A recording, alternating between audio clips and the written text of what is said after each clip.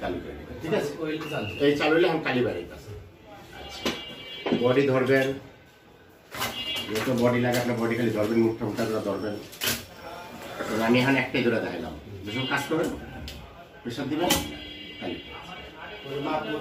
মাপ হবে। এইখানে একটা কথা আছে, আপনি আমার প্রশ্ন করেন মাপটা বুঝিয়ে দেখেন। আপনি এই জিনিসটা এসে এই যেখানে বাজলো না, এখন আপনি প্রেশার দেওয়ার পরে দেখলেন কালি এতটুকু উঠছে, একটু বেশি উঠার দরকার, মানে আপনার মাপ মতো হয়নি, বাজারে যেভাবে আছে ওইভাবে না। তাইলে আপনি এটা একটু লুজ দিয়ে একটু ভিতরে দিতে হবে।